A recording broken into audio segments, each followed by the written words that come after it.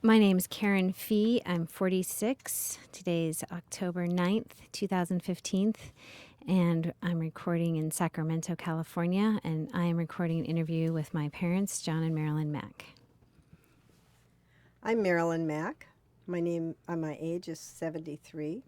It's October 9th, 2015 in Sacramento, California. I'm recording with my husband and my daughter. My name is John Mack. I'm 77. Today is October 9th, 2015. This is Sacramento, California, and I'm recording with my daughter and my wife.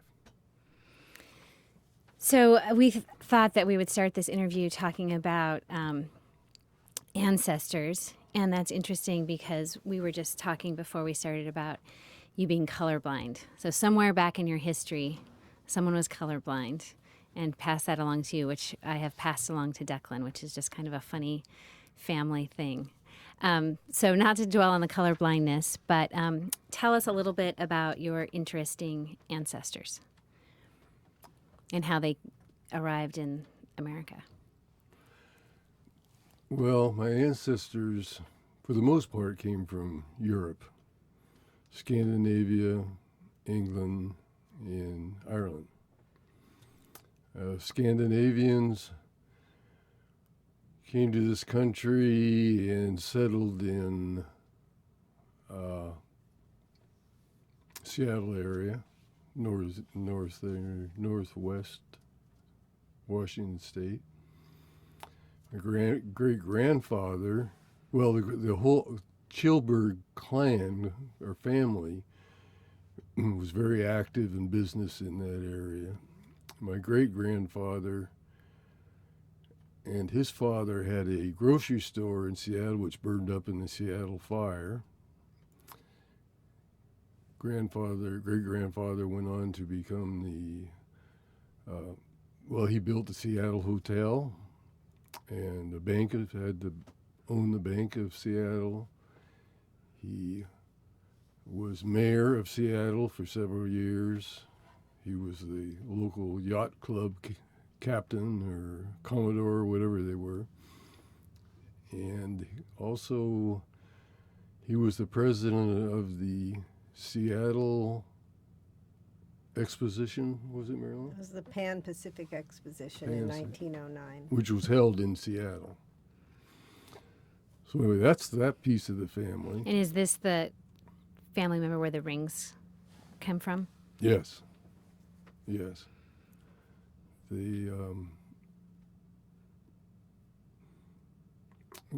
I have my great-grandfather's diamond and ruby ring that was made for him by Tiffany's in New York by my great-grandmother, who gave it to him as a gift, and then he passed it on to me.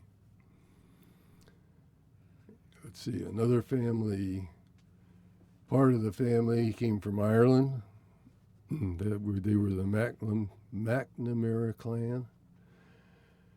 When they got to Ellis Island, they became Macks, because apparently they couldn't get the McNamara in there when they processed them. And they settled in the, I think, Ohio, Iowa area, somewhere in Midwest.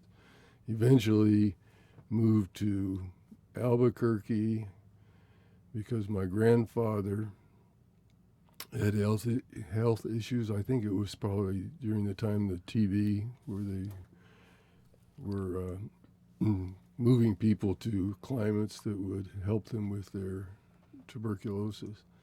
And eventually they then moved to San Bernardino. He worked for the railroad. They moved to San Bernardino. So that's how we got to Southern California, the family. Another branch, if you will, of the family were the Sylvesters. Rufus Sylvester had a trading post associated with the Hudson Bay Company in British Columbia, and he eventually married a Indian woman who we understand was the chief's daughter that may be a story. I don't know. And they settled in Wrangell, Alaska. So my grandmother, let's see, there were how many daughters? 4 daughters, I think, and 1 son. The son died in an accident. Actually, I think my bookshelf fell on him and crushed him or something. But at any rate, there were several daughters, and my grandmother married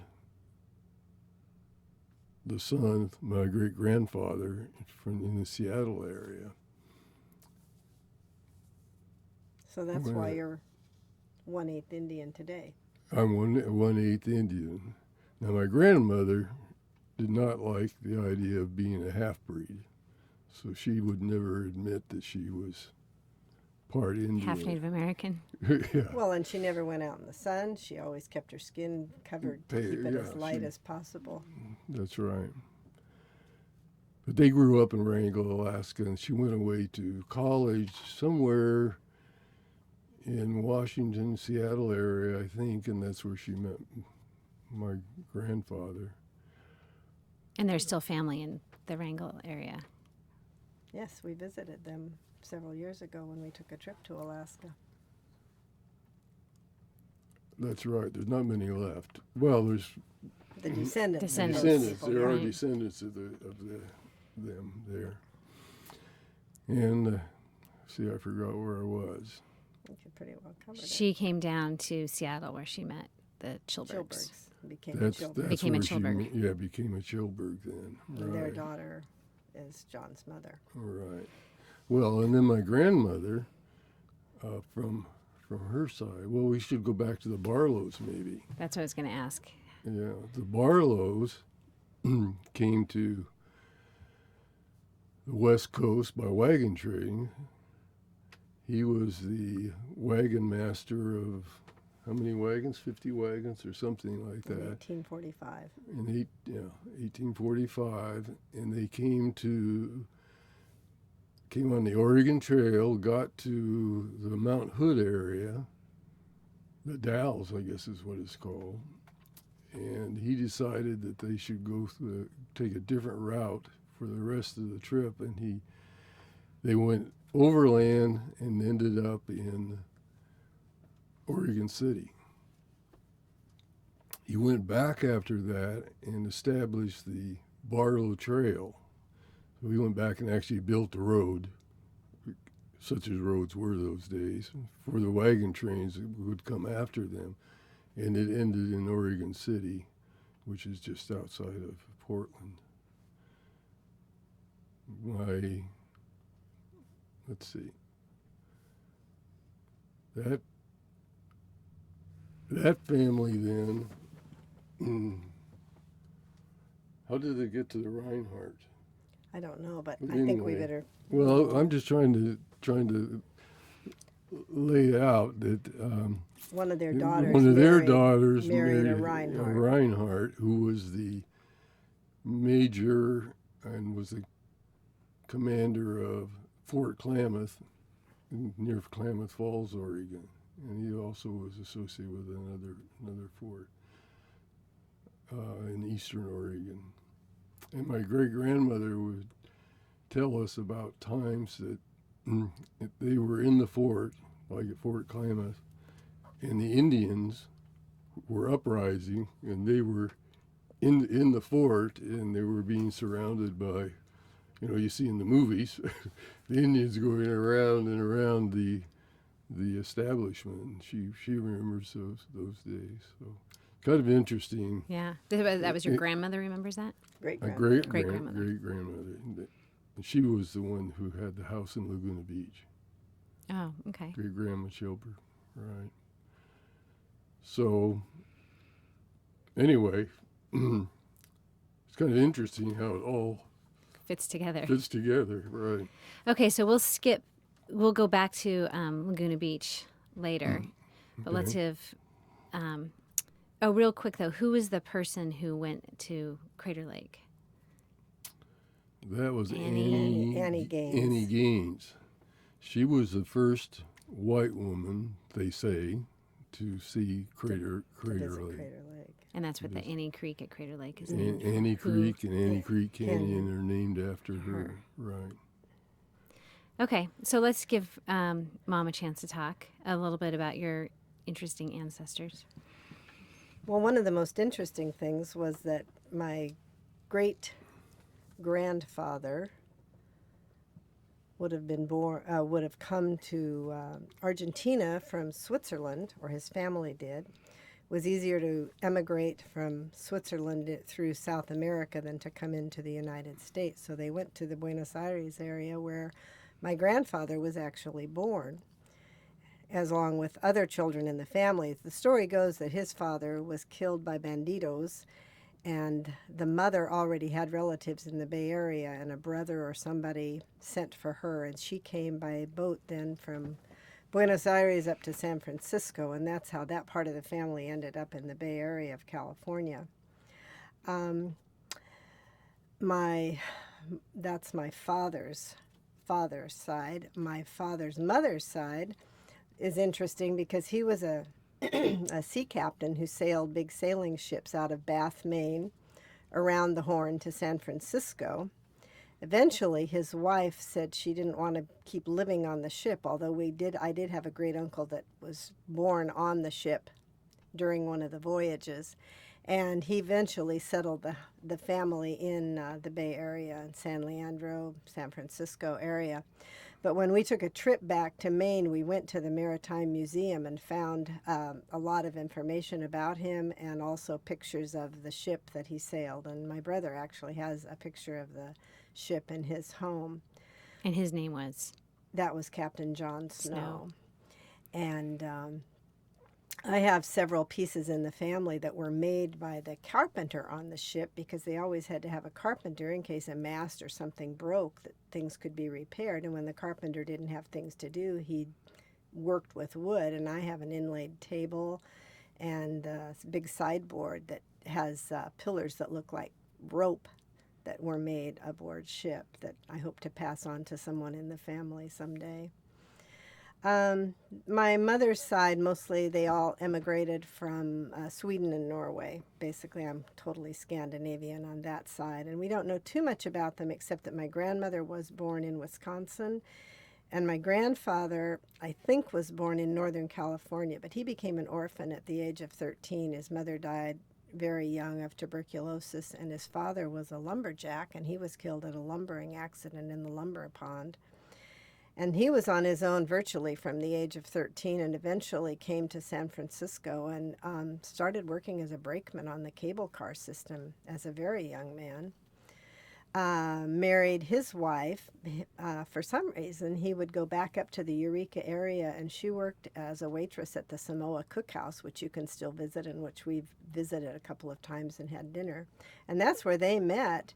And eventually they brought their family to the Bay Area. So my parents were both born in That's Oakland. Frank and Frida Hansen. Yes, the Hansen side. My parents were both born in California, in Oakland, and met in high school and married in 1940, just before the war was going to break out. Okay, so let's talk a little bit about how the war affected your families. Well, my family lived in Alameda at the time, and we didn't live too far from the Naval Air Station. And my dad, I remember him telling about being the block captain when they would have the blackouts at night during the war, because, of course, if Hawaii had been bombed, then the coast of California, especially where there were military installations, would have been the next logical target. So he would walk the streets after dark and make sure that everybody's windows were totally That sounds like a covered perfect up. job for him. Yeah. Yeah, he liked to be in charge. Organize everyone. Yes. And that went on, I guess, until it was time for him to be in the service. And I was already born. In fact, my mother tells about being pregnant on Pearl Harbor Day with me. I was born in July of 1942. And he didn't have to go in the service for a long time because he was a father. But eventually, as the war wore on, they started drafting older people, and so he found out he was going to be drafted into the Army, and he didn't want to be in the Army, so he joined the Marines. And they ended up, my mother and I ended up staying at Camp Pendleton with him when he went through basic training with the Marines, and he said it was pretty tough being about a 26-year-old going through training with younger guys. But he eventually was stationed in Hawaii and spent all the war there basically doing desk work, because he was a business typist. He knew business, and so he did business work for the Marines in Hawaii. He did say that if Japan had not been bombed, that his group of the Marines would have been the next one to start moving out closer to Japan if the war hadn't ended. So that was kind of interesting. It seemed to me like he always had a soft spot for Hawaii. Yes. So he didn't take away negative memories No, of he that didn't. time. He always loved Hawaii. One really humorous thing was when the big chest that Brian has, my brother, he said he notified my mother and his mother, my grandma, that he was sending home a chest from Hawaii, and they were so excited to get the chest. And it finally arrived. I'm sure it had to come by ship and eventually to Oakland, and they opened the chest, and it was full of tools, old tools. He said no, they were just throwing these things away because it was at the end of the war when they were breaking up the military installation. They're just throwing them away. So no, I got them, and I got them and shipped them home. And I guess they were pretty deflated to find that what they thought was going to be something really exciting was kind of old rusty tools. That's funny. I've never heard that story before. So after he got out of the military, you moved to Modesto. Yes. We moved to, they had a home. They didn't have a car. My dad went to work for a man who was starting an agricultural supply business, and he loaned him the money to buy a little car. And we lived in Modesto, and that's where I started school. And we lived there until I was through my freshman year in high school. It was a good place to grow up in the 50s, I'll tell you. 40s and 50s, actually. Okay. So, Dad, how did the war affect your family? Well, my dad was working for the government. He was not an engineer, but he was doing survey work and that sort of thing. And of course, he had a family, and he wasn't drafted, but he went to work for the Navy, who at that time was establishing a naval ordnance test station at China Lake, California, which is out in the middle of the desert. And he would go and work out there for a couple of weeks and then come home for a little bit and then go back out there. And home was San Bernardino? No, it was Pasadena then. So eventually, they built some homes, apartment-like homes at the base, and Dad moved the family out there. There were It was 3 children by then. Yeah, there were 3 kids, the 3 of us. And what I remember about China Lake was mostly sand and wind, because the wind blew all the time. The whole place was under construction. They were building everything. It was a war effort where they were just doing things as quick as they could, and they just built all these buildings and dug trenches, and the wind blew and the sand blew all over. And, went to school in Quonset huts for the first couple of years. I was in the first grade when we moved there. Eventually, a more regular school was built, and then I went all the way through high school there. But I gotta say, when I was in 5th and 6th grades, I was at a regular school, but they needed to add more classrooms, and guess what we were in? Quonset huts. They brought in old military Quonset huts. They would be the portables Of today. those days. Yeah. Oh, that's interesting. Military surplus then. So when you were living out there in China Lake, Grandpa was working with the astronauts. No, not at that time. But it That, was that was too early for that. But I mean, at some point. Yeah. Well, eventually, he did some work like that. But actually, what his job was, he was in charge of a test firing range where they were testing rockets. This when rockets were new then. They were developing explosives and rockets and that sort of thing. Eventually, they went on to develop the Sidewinder rocket, which you've heard about in the various wars and things. And they also tested delivering the atomic bomb at his range. It was pretty interesting. I remember the planes would come across the desert, just practically on the ground, going as fast as they could, and then they would abruptly turn and go straight up and release their test bomb and turn over and zoom back the way they came. Well, the air bomb was still going straight up. So they were long gone by the time it came back down. And they were developing delivery methods for those kinds of things. And you could see him We could doing see out out there. our front door. Yeah. Yeah. There was nothing else out there. It was a lot of desert. Yeah. And you could see those planes just screaming across across And probably that hear desert. them. Yeah, they were screaming when they went by. They were fast. And the Navy pilots were an interesting bunch because they were all test pilots, and I think it takes a special kind of person to be doing that kind of thing. So it was an interesting time. And then eventually it led to astronauts testing, right?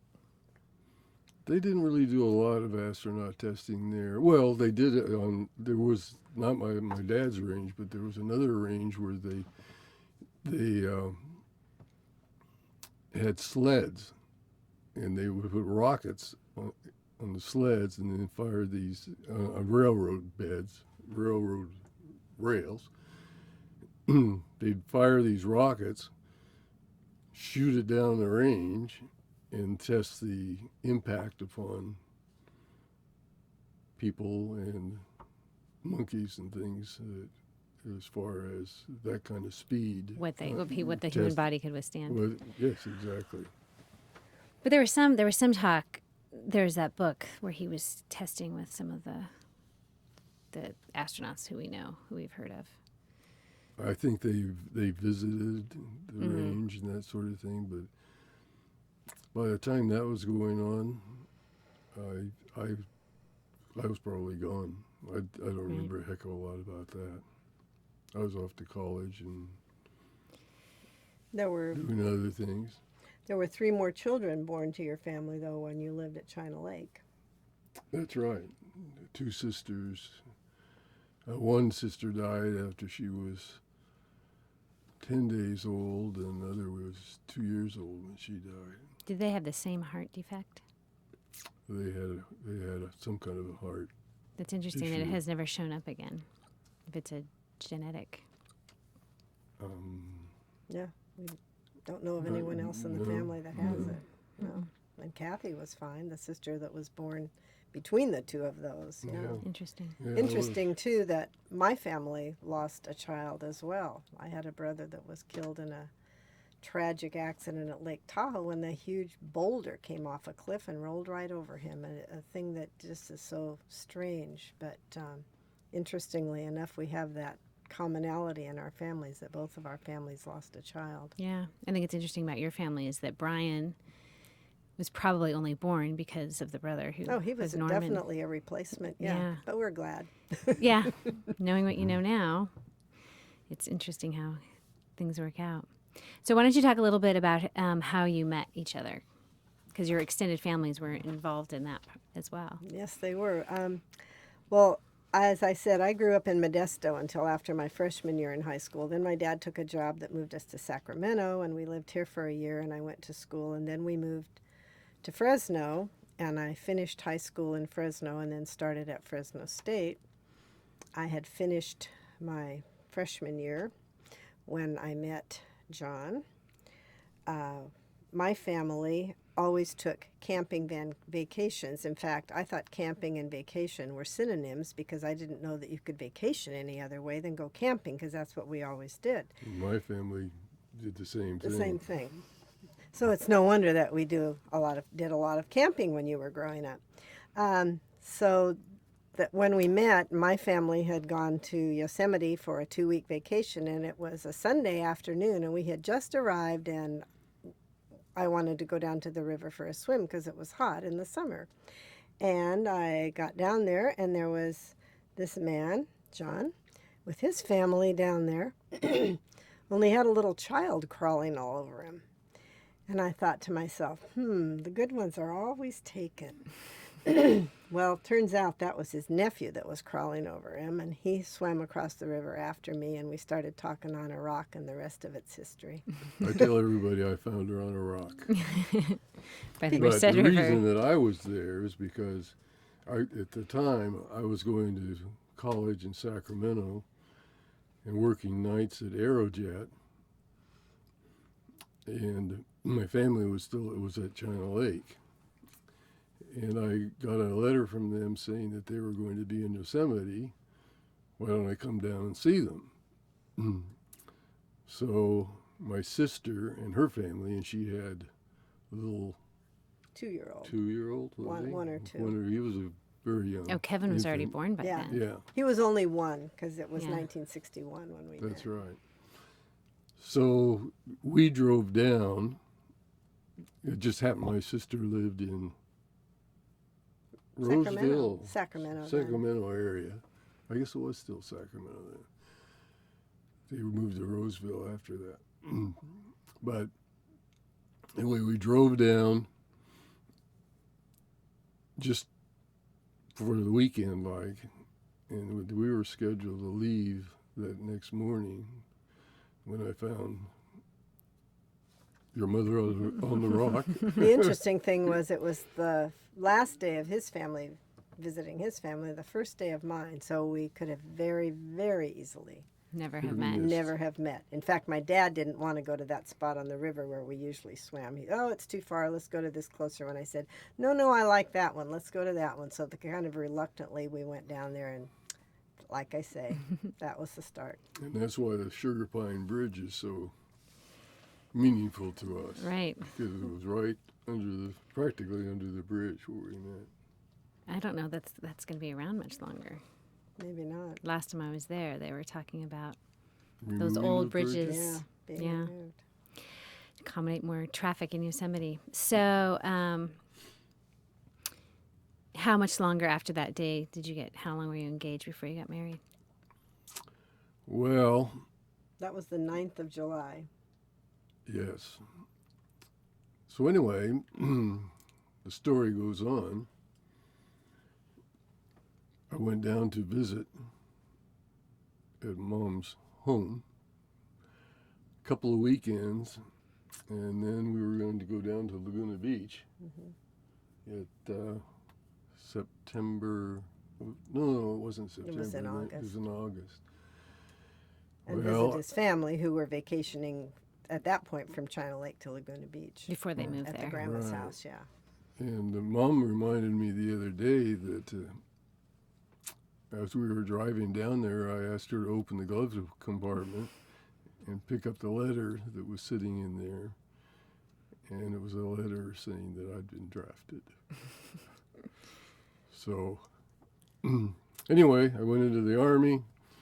We saw each other on leave and that sort of thing, and then got married as soon as I could get out. Well, we dated by mail. While you were in Maryland? He went to intelligence school in Maryland and then was stationed at Fort Sill. And meanwhile, I just kept going to Fresno State because I had only finished my freshman year, so I got in 2 more years. So then we planned a wedding for the end of July, thinking that he was going to get out in September and we would honeymoon back to Fort Sill, Oklahoma, and then come back to California and finish college. But he got out about 6 weeks early so that he could go to summer school. And we couldn't change a wedding date that had been planned for 6 months. So he had to go to summer school because that was the only reason the Army would let him out early. So he lived in Sacramento with Diane and went to school, and we got married on a Sunday, and he had his first final on Monday and the second one on Wednesday. And then we went on a honeymoon on Thursday after school. And then we both had one more year to finish college. So we both graduated in the summer of 1964 from Sacramento State. So do you want to briefly then just talk about kind of highlights that happened over the next, 50 years? No, I was going to say we moved around. You had 2 kids. We moved around some. Yeah. And then I'd like to talk about a little bit about what you've done since you've retired. Yeah, well, having 2 children, a boy and a girl, 3 years apart, and living in Clovis on 2.5 acres and having cows and a pony and ducks and vegetable gardens was a great experience, but didn't last forever. We moved to Tempe, Arizona for a little over a year, and then back to Fresno, and then ended up in the Modesto area, all because of John's job changes. Not that he changed companies, they moved him around. And so when we moved there, Karen was in high school. Karen and Evan were both in high school, and then I really went back to teaching in earnest and ended up retiring in 2003 as a junior high teacher, English and history, which I greatly loved, but I thought I was tired of grading writing compositions. Let me go back real quick. Something I've always wondered. So you were drafted into the Army, but you didn't have to go. There was no combat, or why were you drafted and then you never left the United States, right? I was drafted when the Berlin Wall went up. In anticipation of needing to build up forces? They were building up the forces, right. So I was drafted at the time the Berlin Wall went up, they started the compulsory draft again, and then they started taking those of us who had been in college and for some reason or another were never on the draft. We were on the draft rolls, but we were not selected. So you weren't worried about getting sent someplace because you were pre-Vietnam, right? Yes. Well, while I was in, the people in my last company that I was with, they actually went To Vietnam. But I never did. I had a job that kept me somewhat out of that. Well, then it sounds like going back to school might have been a really smart move to keep you out of Vietnam. Well, as a draftee, you only have to stay 2 years. So. It was a 2-year commitment. And then I was released, and then after that, of course, I was in the reserves for years, but I didn't. And you would have probably, if the Cuban Missile Crisis had turned out differently, it probably would have. That could have been very different. That would have been my time, right? Yeah. So since we retired. Yep. So let's talk about since you retired. Well, you went on to work for Simplot and other agricultural companies, and you retired when? 2000. October of 2000. And then I got to keep you busy fixing up our first house. Yes. That was a very busy time. And what have you done since you've been retired other than help me with your 3 grandkids? And we've enjoyed traveling the world. We've been to all the continents except Antarctica. Or do you plan to go? Probably not. Just a little too cold. South Africa was an amazing trip to be that close to all the animals, and Australia was an amazing place to visit. Since I taught ancient history, to visit places like the Mayan world and Incas and the Great Wall of China and all these places that I had taught about was a wonderful experience and continues to be. We were in Sicily last May, and we're going to Spain and Portugal next spring. How many countries altogether, did you say? I think it's close to 40 now, about 38 or 39. And you've been married for? 52 years now. On our 45th, we took the family to Hawaii for a week, and then on our 50th, we did 2 family reunions, one in Clovis with my family, and we rented a nice big house in Laguna Beach for John's family. So on successive weekends, we had family reunion anniversary parties, which was wonderful. It's good to spend time with family. We're thankful for our family. Yeah. Is there anything, with just a few minutes left, is there anything significant story or anything that you want to make sure gets recorded? We hit a lot of the... Can't think of it. Just an interesting thing I thought about later was that my grandmother lived through the 1906 earthquake in San Francisco and remembers having to evacuate to Oakland. Interesting. Across the bay because of that. How old was she? She was born, I think, in 1894, so she would have been 12 years old. Oh. And our oldest living relative is Grandma Mack. She is 97. And a half. Yes. She'll be 98 in April, yeah. And I think it was an interesting story when Grandpa Mack passed away in 5 years ago. 5 years ago, so 2010. in 10. She said that she wanted to go back and travel in Alaska, in Seattle, the way she did as a girl on the ferry.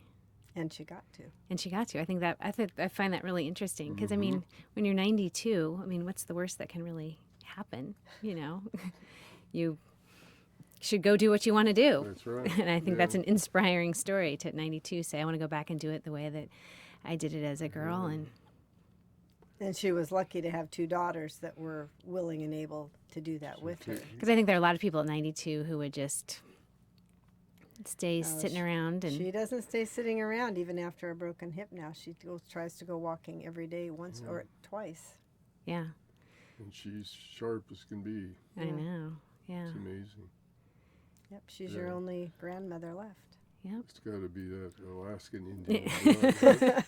That was denied so long ago. Yeah, that's funny. Okay, well, thank you for being interviewed today.